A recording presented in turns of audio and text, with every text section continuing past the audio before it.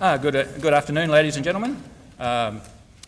Welcome to this ANU public lecture. It's going to be presented by Professor Yau Shing-Tung of Harvard University. My name is Stephen Roberts and I'm the Acting Director of the Mathematical Sciences Institute. I would like to express how honoured we are to have Professor Yau here today at the ANU. We are also honoured to share this land with the Ngunnawal people, the first Australians who are the custodians of this land. This culture is one of the most ancient and we are justifiably proud of their important contribution to our heritage. We recognise the value of the elders of the Ngunnawal community and we welcome all elders and their descendants here today. As I mentioned before, we are most honoured to be welcoming such an eminent statesman of the mathematical community, Professor Yau. And we'd like to thank him for coming to Australia and in particular to the ANU after a very long flight yesterday. A few just housekeeping issues. There will be an opportunity for questions at the end of the lecture and Professor Yau will be available for signing copies of his book, which will be available in the foyer. And indeed there's going to be refreshments available at that time. Now at this point I'd just like to ask our Professor Neil Trudinger to give us a little bit more detailed view of Professor Yau's achievements, and then Neil will invite Professor Yau to present the lecture. Thank you, Neil.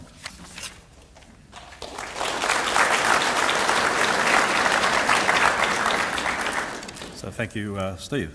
I'll just say a few words about Professor Yau. He's a person who's very well known almost everywhere, and so perhaps a lot of what I'll say is already known here, but he's currently a professor of mathematics at Harvard University, but previously he was also a professor at Stanford University, the Institute of Advanced Studies at Princeton and the University of California at San Diego. But I particularly recall back in the late 1970s that when I wrote about him in writing a reference for a colleague, and I referred to him as the Bjorn Borg of mathematics. I think today it'd be a more appropriate sporting analogy would be the Sir Donald Bradman of mathematics. By the way, Professor Yau, Sir Donald Bradman is the most famous Australian cricket player.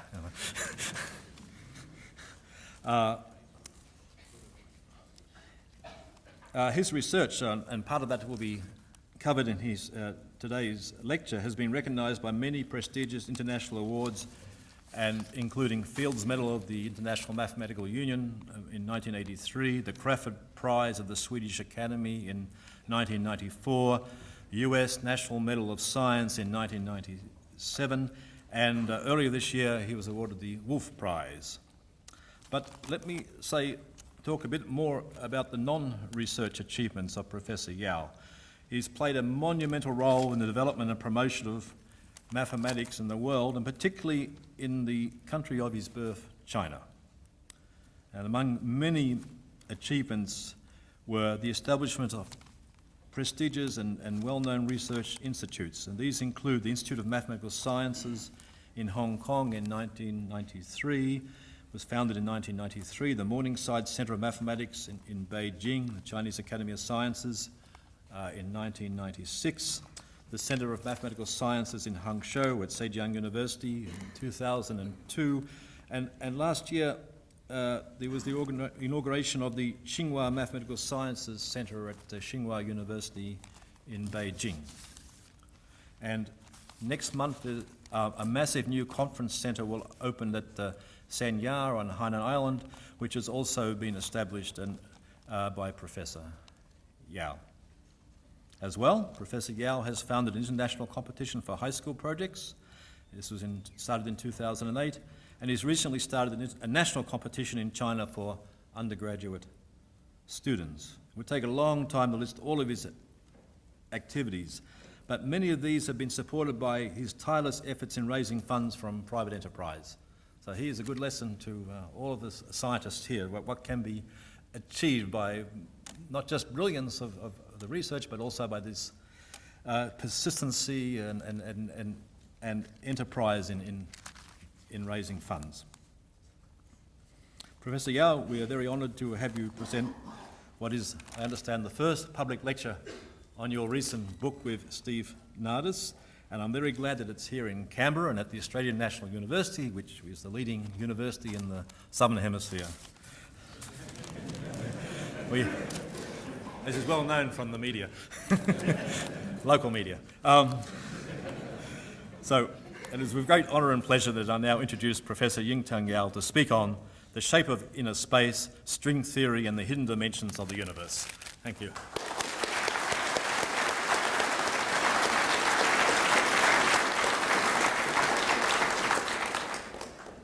Well, thank you very much, Neil, old friend, and also the ANU is indeed the most prestigious university in South Hemisphere. I'm very honored to come here to give the first talk on my book that I wrote recently with Steve Nadis. So the book was written with Steve Nadis. He is a science writer in astronomy. I knew him about 4 years ago, and he's a very good writer, as you shall see if you read the book. But the important thing is that he does not know much about mathematics. And that's very important for me because I found out each time when I try to write about math, especially the math that I know well, I think it's clear that people should understand it, but it's not. But through the pens of Steve, I think it's much more understandable, and it should be understandable to general laymen. For people with college degree, I think you should be able to read most part of this book, I hope. Anyway, my motivation to talk about this in this book is to explain how math and physics come together to the benefits of both fields. And this has been extremely popular and important, in fact, for the last 40 years. The subject of physics has been kind of foreign to mathematicians for quite a while in the middle of this century, last century. And then it started to merge together and has been extremely beneficial to each other. And in the case of my book and my talk here, we focus on a space called Calabi-Yau space. And this has been important for mathematics and also string theory. So I will talk about it. So the book tells the story of those space which my friends call Calabi-Yau space. And also, at the same time, I tell about some of my own story, how I come to think about such spaces. And also, as a motivation, I will talk about the history of geometry. For me, it's rather personal because I like geometry since I was a kid in high school. All the way in the last 50 years, I've been always fond of the subject. And it's very beautiful to me, and I like it. But in the course of my interest, I found out a great deal of interaction with my friends in the physics department. So I think it's useful for me to describe my journey in this whole 40 years, how I come to like this piece of mathematics, and also how I interact with people. The important thing I want to say is that the subject is not abstract, as many people think about math. It is actually very important and interesting for people who want to realize the natural phenomena that appear in nature. And I like to go back step by step to understand the history of space-time.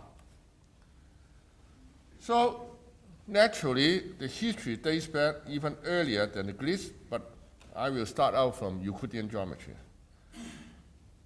When I was in high school, I was fascinated by the elegant principle of Euclidean geometry and fell in love with the geometric figures that are built by straight lines, circles, planes, spheres, or even quadratic polynomials dividing those interesting figures such as ellipsoid or hyperboloid, which we learned in high school.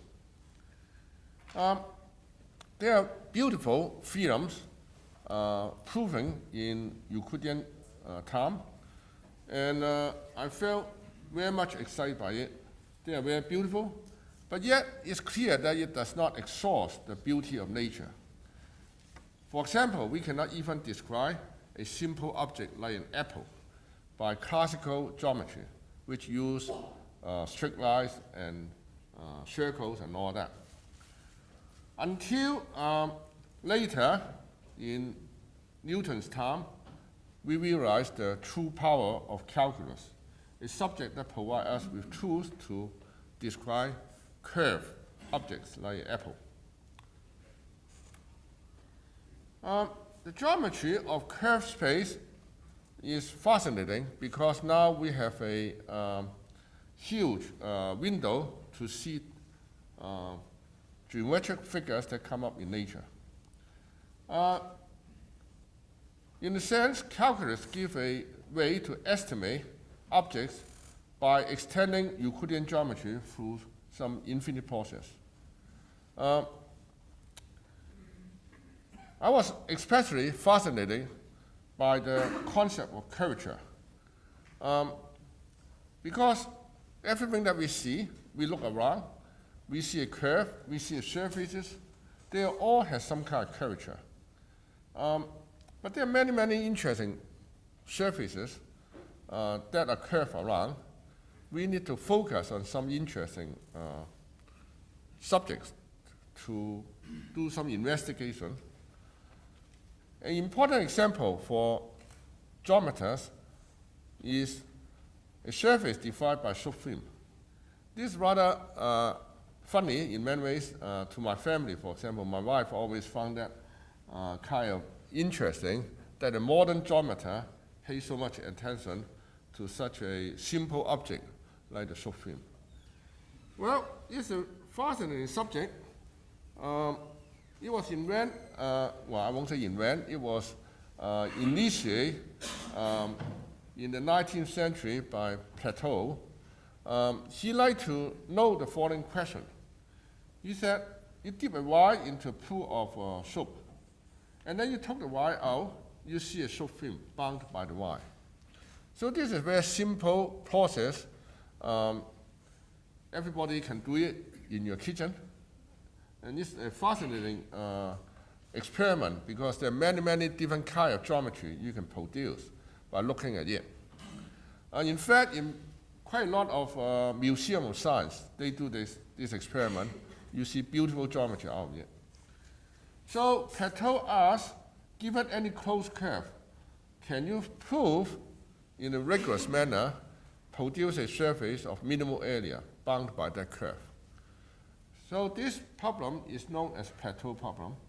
It has been there for more than 150 years, and it's still one of the most important questions in geometry and even in physics. So it asks you to give a detailed mathematical way of describing such a geometry of subfilm. And why are we so interested in it? The reason is that the membrane defined by a subfilm can be used to determine the geometry of our space or even our universe. We can do the same experiment in a space which is not like the Euclidean space, like in a universe that's full of matter, full of curvature. In fact, my friends and I were able to employ these ideas of producing subfilm to prove some important problems in general relativity and also in differential geometry. There's a long story to go into, but I mention it because it actually influenced our understanding of the geometry of space-time. Now, then, after the description of curved space-time by Newton, applying calculus to curved objects, it came to a major new radical understanding of space in the 19th century by two great mathematicians.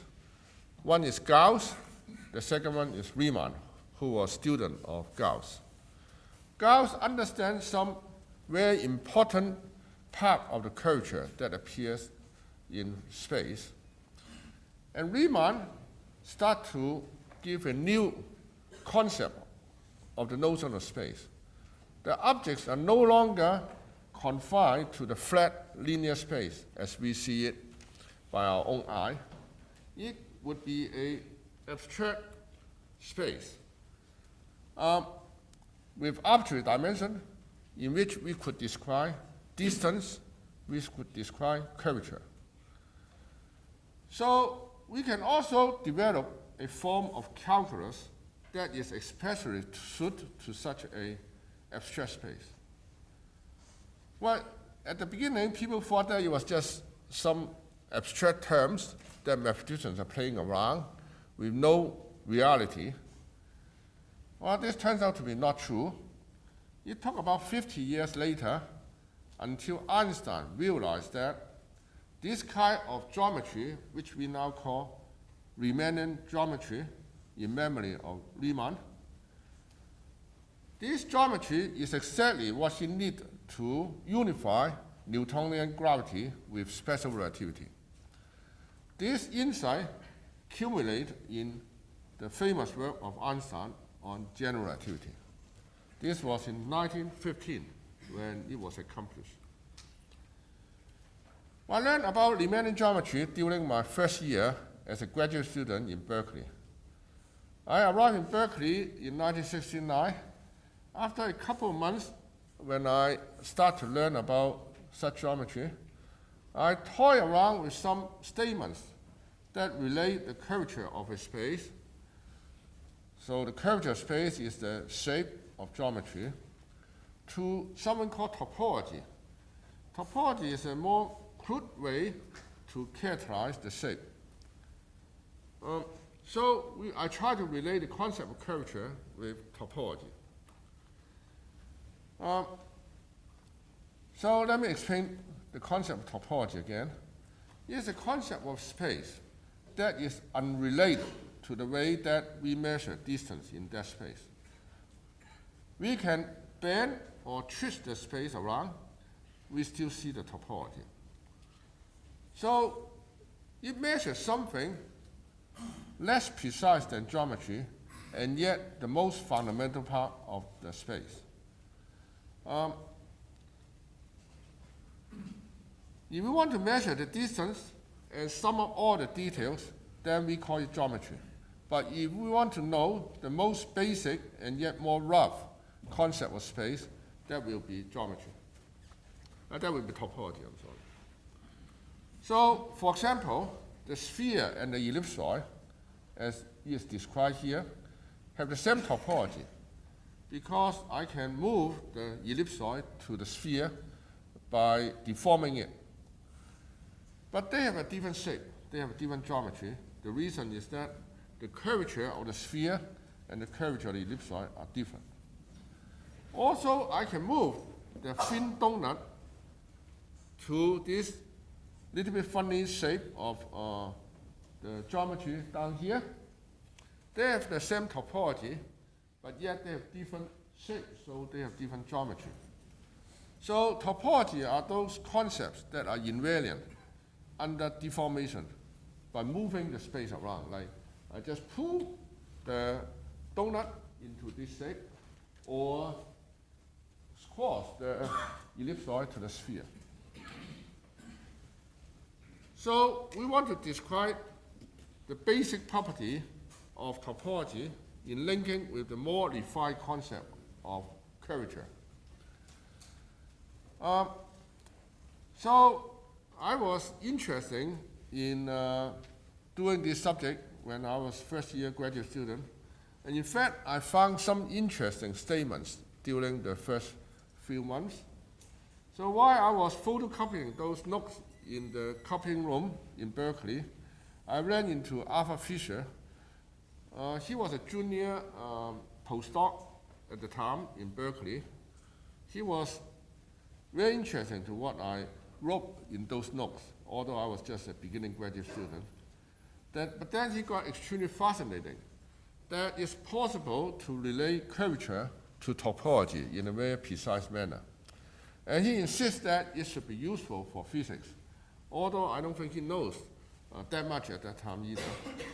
But this comment has been always staying with me, that the link between curvature and topology would be useful for physical world. Well, this comes to the most important part of general relativity. Turns out what I was fascinated by relate to general relativity. So we learned through special relativity that space and time should not be treated separately. Space and time are linked together by the special principle of relativity. So since the discovery of special relativity, we call it space-time instead of space or time separately. Space-time are linked together in a very elegant manner and can describe physics in a very precise manner. So the information should not, and indeed cannot, travel faster than the speed of light. That's one of the basic principles of special relativity. The laws of gravity, therefore, should be independent, should not be traveled faster than light, but also should be independent of the coordinate system selected by the observers trying to measure events. So these are two basic principles of general relativity. The laws of gravity should be independent of how we measure the events, and also the information should not be traveled faster than light. So Einstein struggled in his attempt to obtain a fundamental description of gravity. He got a very important help from his friend Grossman, who was a geometer, who happened to know the development by the school since Riemann. And the development in the last 50 years before Einstein has been extremely important and useful, although it was ignored by most people until Einstein's time. So they found out Riemann's geometry provides the framework of abstract space, as well as the means for defining distance and curvature in such a space-time. This is exactly what Einstein wants to do. So Einstein adapted this concept of Riemann and drew on the work of Richard, who was a follower of Riemann. Richard was an Italian geometer who was a disciple of Riemann, because Riemann spent each winter in Italy because he has TB. And he taught a group of distinguished Italian geometers in Rome. So Richard defined a kind of curvature that could be used to describe the distribution of matter in space-time. Einstein found out through Grossman there's something called Richard curvature. And the Richard curvature is exactly the kind of concept that one needs to describe the distribution of matter in space-time. Now, through such a picture, Einstein offered a geometric picture of gravity. So rather than considering gravity as an attractive force between massive objects, it could instead be thought of as the consequence of the curvature of space-time due to the presence of massive objects. And the precise way in which space-time is curved tells us how matter is distributed, how gravity is acting on each other. So matter would be part of the curvature, and gravity will give rise to the full curvature of the space-time. So space-time will tell us everything about gravity. That's the way that Einstein formulated general relativity. So I start to look at the equations of Einstein. When I was second-year graduate student, I was intrigued by the fact that matter the matter distribution only controls part of the curvature of space-time. The full curvature describes the full action of gravity, but matter only controls parts of the curvature, not the whole thing. So I wonder whether we could construct a space-time that is a vacuum. In other words, there's no matter whatsoever, yet its curvature is still there, is still pronounced. So want to produce a space-time with no matter whatsoever, and yet there's gravity acting on it. Well, immediately after Einstein solved his equation, his friend Schwarzschild solved Einstein's equation in some special cases. This famous solution of Schwarzschild applies to a non-spinning black hole, a vacuum that has mass owing to its extreme gravity. So this example of a space-time that has no matter outside the black hole and yet has gravity. But this solution admits a singular point. A singularity is a place where all the laws of physics break down, cannot be described in a classical manner. So this example, but the example is not good enough because it offers singularity. So I was interested in a space-time, a smooth space without singularity. And I was interested in compact space-time, things that close up, not like an open extended space, like the Schwarzschild solution. So a closed universe that has no matter, and yet that could have gravity. So this is rather interesting for me. I was obsessed with this question and believed that such a space cannot exist. So that was a prevailing view of differential geometers at the time in 1970. I feel I could be very proud if I can prove that such a space does not exist. A space with no matter and yet with gravity. And I would think that it would be a beautiful freedom in geometry if I can prove that. Well, when I started to think about this in the early 1970s, in my second year graduate student, I did not realize that a Greek geometer by the name of Eugene Calabi actually had posed the same question and put it in a more elegant manner. He framed the problem in a rather complicated mathematical language. It's complicated to people who have not studied mathematics, but otherwise it's elegant, beautiful. But anyway, it involved the concept of Taylor manifold, Ritchie curvature, and the Chern classes, which I would not spend time into discussing of it in this lecture. But it was described actually quite clearly in our book. Anyway, his question is more or less the same as the question I was wondering, except in a more restricted category, namely in a space of geometry which complex number becomes important. So the same question, can there be gravity or the curving of space in a closed vacuum? A complex space that has no matter. So that's a question. For about 3 years, since 1971-70, my friends and I tried to prove that this class of space proposed by Calabi could not exist because we thought it's just too good to be true. It gave a lot of interesting statements that we believed could not be true. But try as we may, we could not prove that such a space could not exist. And it was actually very hard work for us to work together to prove that. We made some progress, and the progress was very significant, in fact, but we just could not prove that. So until one day, I thought a way to demonstrate that Calabi was completely wrong. So I thought I would succeed after 3 years, and I make this discovery at a big conference at Stanford, international conference. I gave a talk about it. I was totally embarrassed after a few months when Calabi asked me to write down the detail of the proof. I tried very hard to write up the detail. I found out I could not quite complete the argument as was asked by Calabi.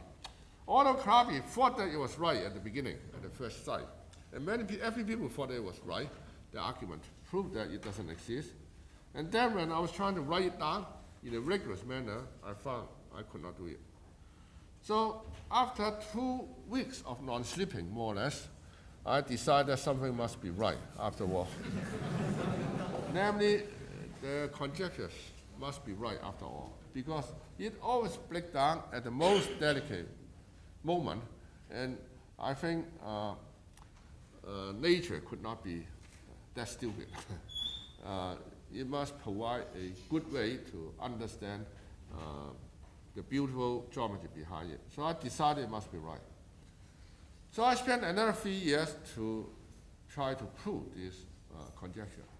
And it took a long time, because at the point when I start to attack this problem, partial differential equation was not considered to be a subject of interest to geometers. Professor Schuttinger would witness for it. There are beautiful works by people in analysis, but geometers would ignore it and thinking that these are only works that an engineer should try, not geometers. So I have to change it, so I put in a lot of my work into proving such a problem. I work into, as a start, I work with my friend S.Y. Chen on the real motion pair equation, where quite a lot of Australian mathematicians has been interesting in nowadays and has made a great deal of important contributions. But anyway, so I start out to model after the problem until I got married, and within a month I found the proof. And so I found a general mechanism to construct such spaces. So space which are vacuum, but provide grounding. And this, my friends later call it Calabi-Yau space. So I had a strong sense that I had hit upon a great and beautiful piece of mathematics, because it's so elegant and provide a general mechanism to construct such a space. I felt because it has a nice language through general relativity, it must be relevant to physics and to our deepest understanding of nature. However, I did not know exactly where it should fit, because the physicists at that time are not interested in such a space. And although I could not say I'm ignorant of physics, but you still have some difficulty to communicate with my friends in quantum gravity. But I was interested in physics already, because in the same conference I mentioned to you in 1973, I was exposed to a problem in general relativity.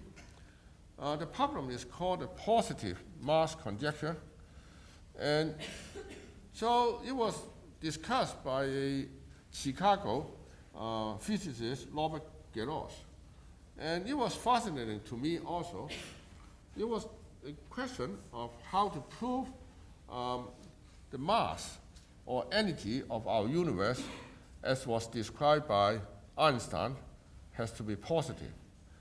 This is an important question because it will demonstrate that the universe, according to Einstein, is stable.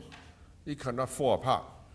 Because if the mass is negative, then the universe will fall apart, will disappear.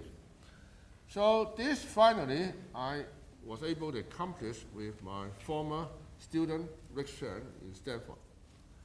Now this proof makes use of the Petal Problem I mentioned earlier.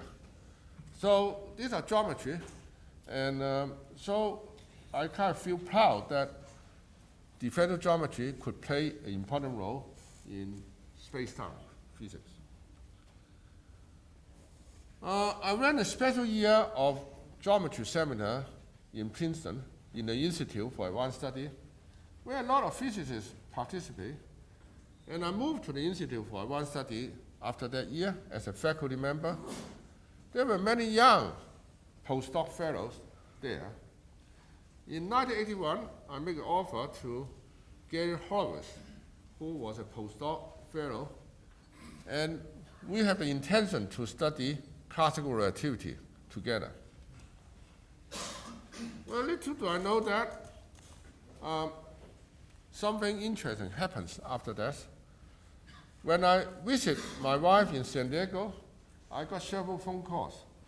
Gary Horowitz and his colleague, Andy Strominger, said that they were very excited about a model of the universe for describing the vacuum state. So this was based on a brand new subject at that time, which is called string theory. So string theory is built on the assumption that particles at their most basic level are made of vibrating bits of tiny strings. And they want to be consistent with quantum mechanics. Is a task that Einstein always tried to accomplish. And they need a symmetry, which is called supersymmetry by string theorists. And with such a symmetry, space-time has to be 10-dimensional in order for the whole subject to be consistent. And this turns out to be good, at least mathematically. But they want to form a model for string theory. Despite you could talk about consistency as a general theory, but you still need to build a model of the universe in order to test out what is there. So they were interested in the space-time that is 10-dimensional, and yet there is some part of it which is 6-dimensional that needs to be proved to exist. So my friend Horowitz and Strominger were very excited to know such a thing exists or not, mathematically. So the 6-dimensional or 10-dimensional space-time, in order for it to satisfy the requirement of string theory, there are several important consistency conditions has to be checked. And it was not known at that time to my friends in physics. So they want to know whether it is there or not. The reason they call me is because Horowitz was my postdoc. He remembered roughly that I discussed about such concept to him before.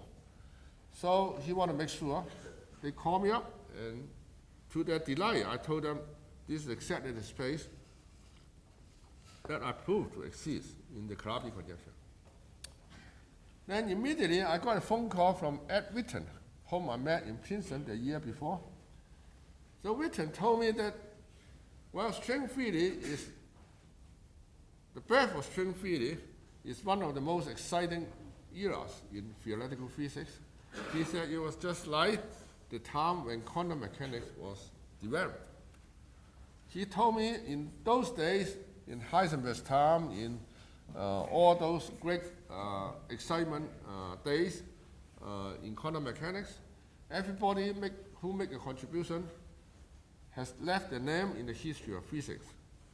And he felt that the most important discovery at that time by Michael Green and John Schwarz would lead to the grand unification of all forces, the goal that Einstein has spent the last 30 years of his life working toward. So he said this would be as exciting as the development of quantum mechanics. Well, then Witten was actually collaborating with Horowitz, Strominger, and also Candelas. All of them are my friends, although I was not in Princeton at that time. So they were trying to figure out the geometry of the 6th extra dimension of string theory. So the physicists believed that the 6th-dimensional space would curve up in a very, very tiny space. And they call this Calabi-Yau space because this is the same family of spaces originally proposed by Calabi and later proved by me to exist with mathematics tools. So So the point is that string theory is supposed to ask for a space-time which is 10-dimensional. There are three large spatial dimensions as we see it on a day-to-day life, also time. Together, they form a 4-dimensional space-time. But there are also 6 additional dimensions hidden away in the Calabi-Yau space. And this invisible space should exist everywhere. Everywhere that we point our finger to. And even though we cannot see it because it's so tiny, and yet it's supposed to be everywhere.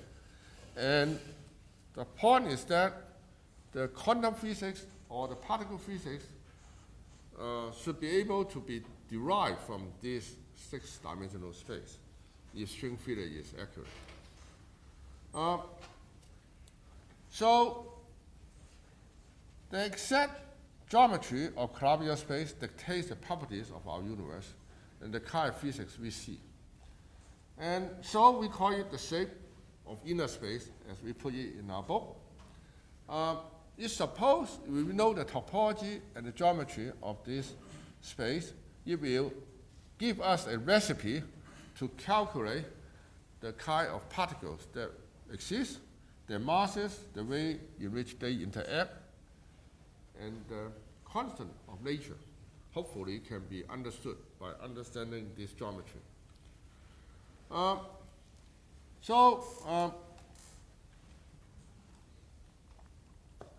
we hope that if string theory is right, we can derive the physics of our universe through the understanding of the geometry of Calabi-Yau space.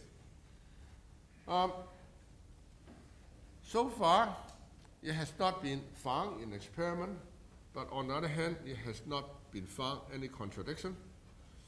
For a subject of quantum gravity to exist for such a long time is actually a miracle that no contradiction can be found so far. And yet there are beautiful mathematics behind it, which I'd like to describe to you now. Witten, as I mentioned, he called me from Princeton. He made a special flight to come to San Diego to talk with me how to construct such a space. So I told him how to construct it. At the beginning, the physicists thought that there are only a few examples. They thought there were only 3 examples. And if there were only 3 examples, it would be so beautiful because then everything is determined by those 3 Calabi-Yau space. And everything could be managed by understanding only these examples. But it turns out there are many, many more examples of Calabi-Yau space. At the time when I gave a talk in a big conference, string theory, I announced there would be at least 10,000 of them. They were a little bit disappointed, but on the other hand, they are still there. And the question is how to choose the right one that will fit the physics. As far as I know, we could not say the number may turn to be infinite, but my gut feeling is that there are only a finite number of them. It's over 10,000 copies of such a space. The excitement about such a space started in 1984, which was called the first revolution in string theory.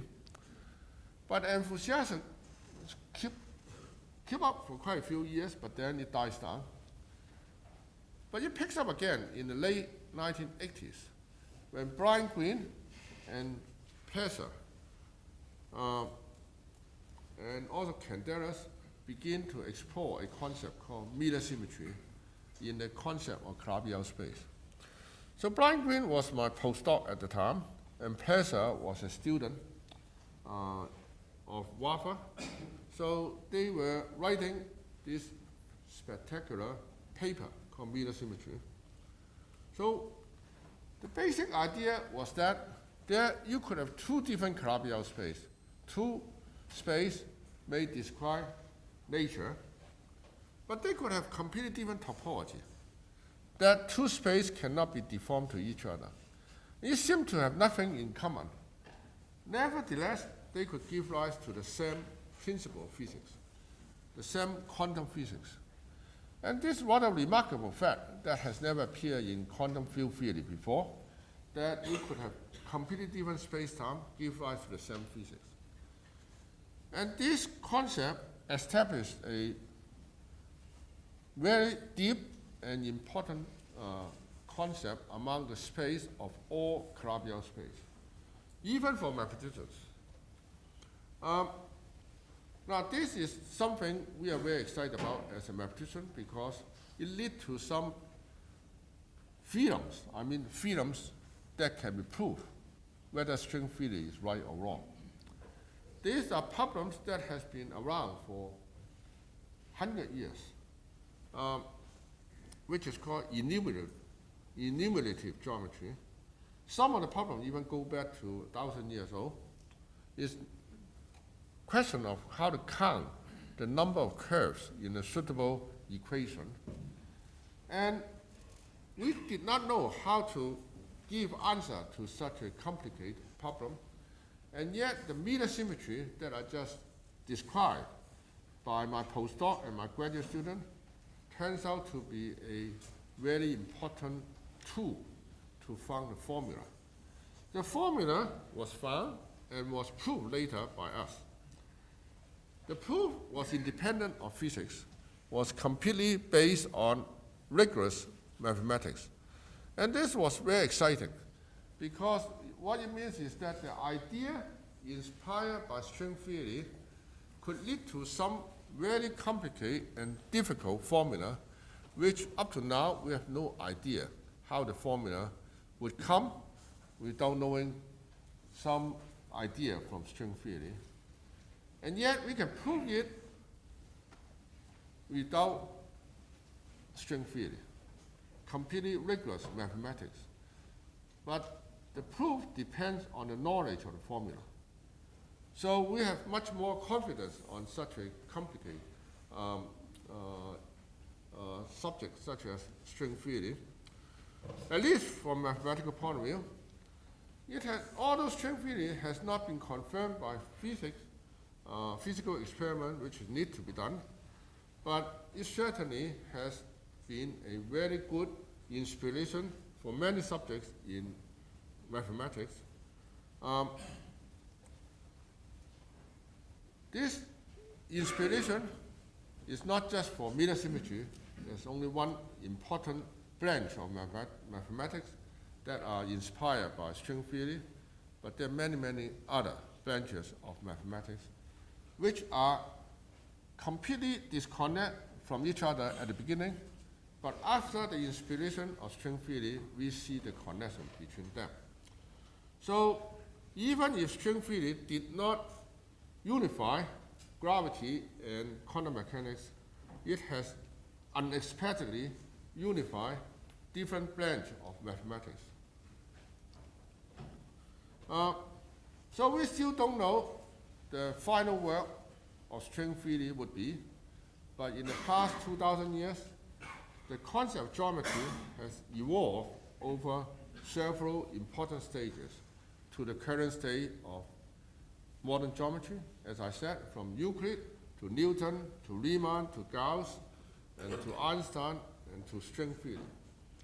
So every time geometry has been transformed in a major way, the new vision has incorporated our improved understanding of nature, either through the advance of physics or we contribute to the advance.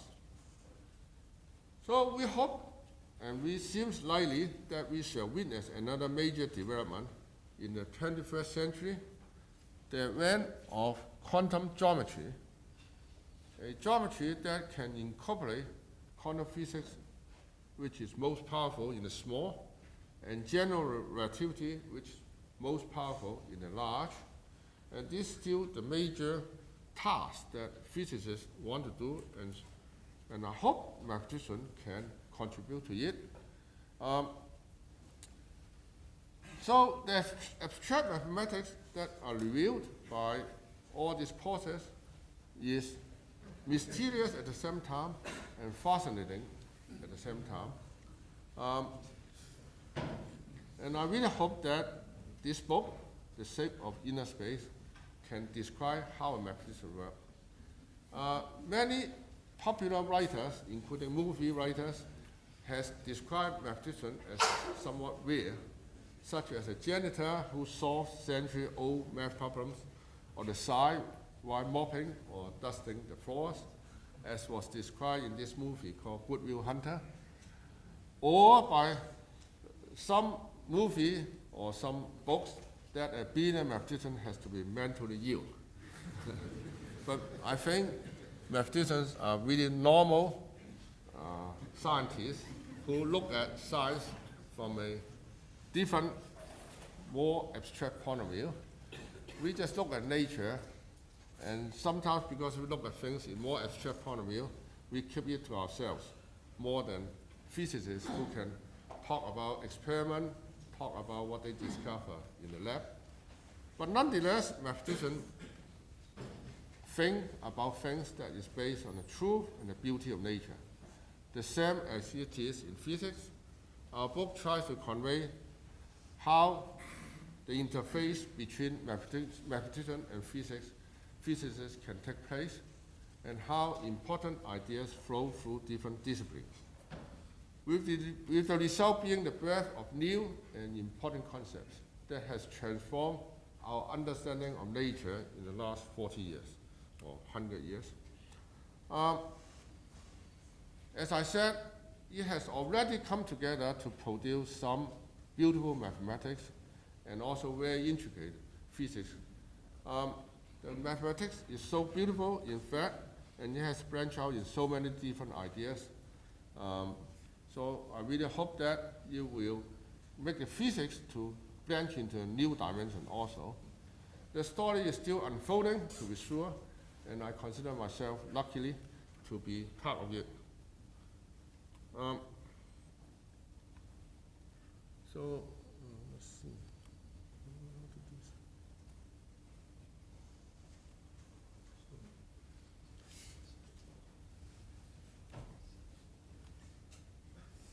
There was a poem I was supposed to write, and maybe some people can help me to get.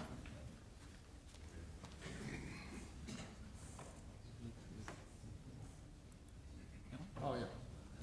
So I wrote a Chinese poem about space-time, and it was translated into English.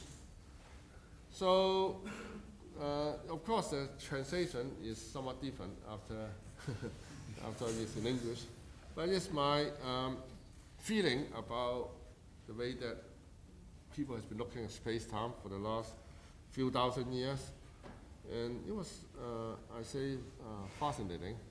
And but as I said, the last sentence, we are looking at it from very narrow point of view. Space and time are so global and so much there that we still do not understand. But I'm sure mathematicians could provide something important and useful for the understanding of nature. Thank you.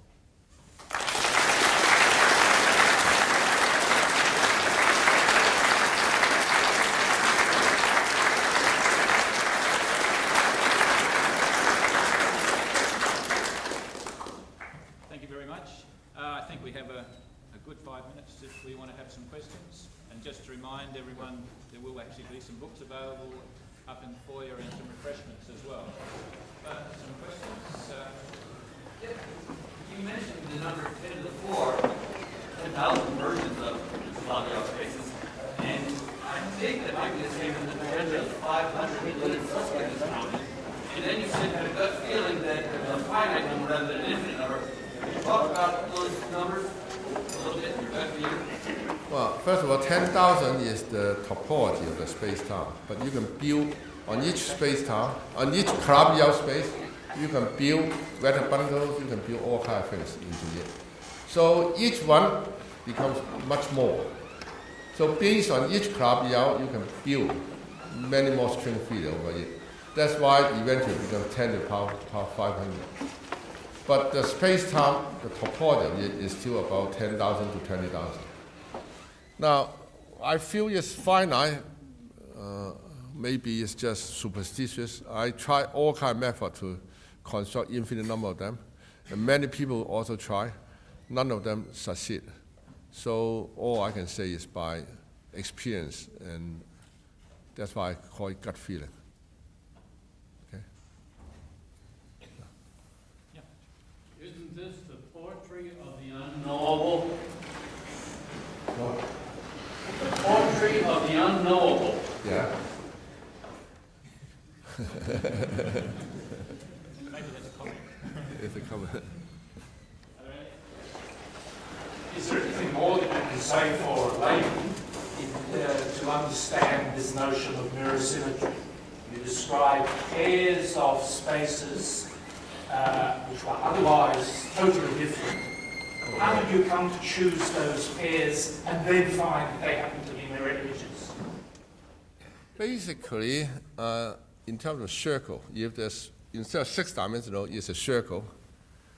It says a circle radius r is the same as circle radius 1 over r. A small circle is the same as a big circle. That basically is because the Fourier mode p times x is constant. The momentum times x. One is momentum space, one is a spatial space. This is called T duality. So when you look at Fourier space for geometry, the Fourier space part becomes another Calabi-Yau space and could be quite complicated. And these are all dictated by the concept called conformal field theory. They have the same conformal field theory. But basically, the duality is the concept relating Fourier mode with the position, like in quantum mechanics.